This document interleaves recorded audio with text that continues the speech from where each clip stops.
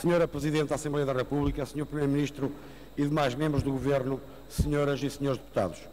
O Orçamento de Estado para 2015 que os partidos da maioria se preparam para aprovar e até muito provavelmente para aplaudir é o primeiro orçamento deste Governo sem a sombra da Troika. E a expectativa que o Governo foi alimentando de quando a Troika fosse embora a conversa seria outra, foi afinal e tão só conversa fiada. A Troika foi embora, mas o Governo ficou com as políticas que continuam presentes em cada opção do Governo, em cada artigo e em cada linha deste Orçamento de Estado.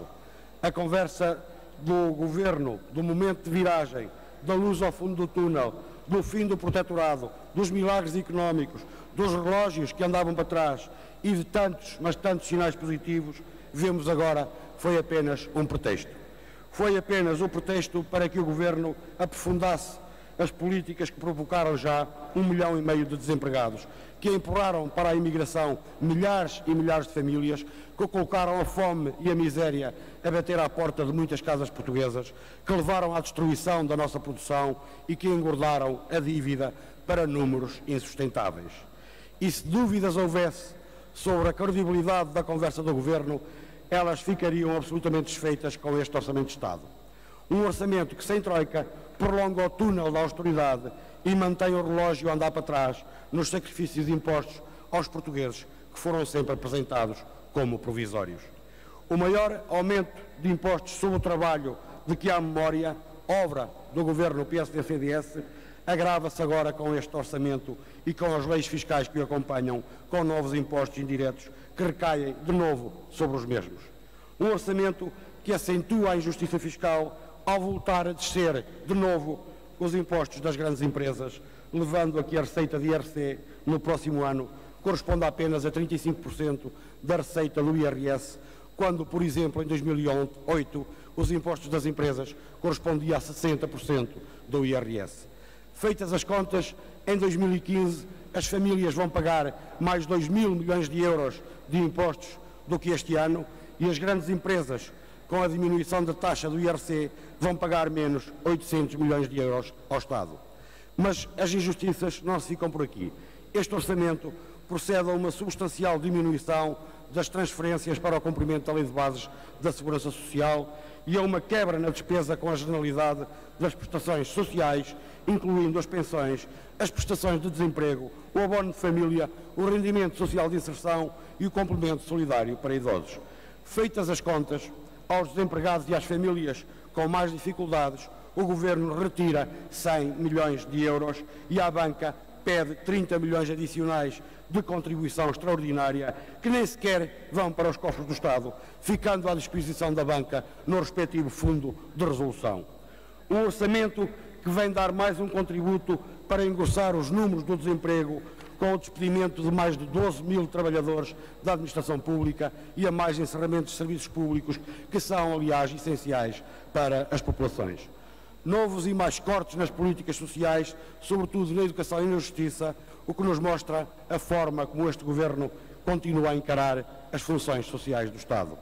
Um Governo que vem de tudo o que é de todos, privatizações ou concessões de todas as empresas públicas que interessam aos senhores do dinheiro, expurgadas de dívidas que pagamos todos e assim garantir, como convém, o aumento dos lucros de quem vier a ficar com elas.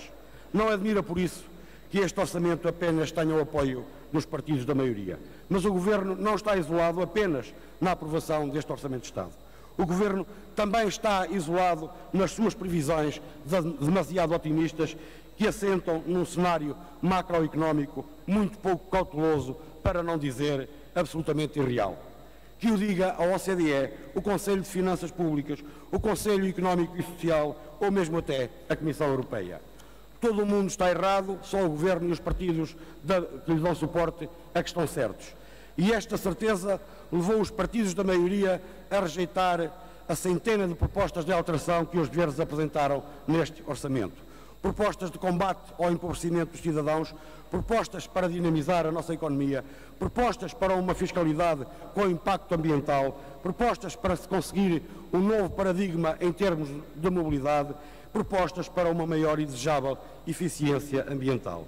A todas estas propostas dos verdes, os partidos da maioria disseram não, como aliás disseram não a praticamente todas as propostas da oposição. Curiosamente, os partidos da maioria apenas mostraram abertura para 2 propostas com os partidos da oposição, sendo que uma delas com o Partido Socialista, para fazer regressar as subvenções vitalícias para os cargos políticos, que em boa hora acabou por ser retirada.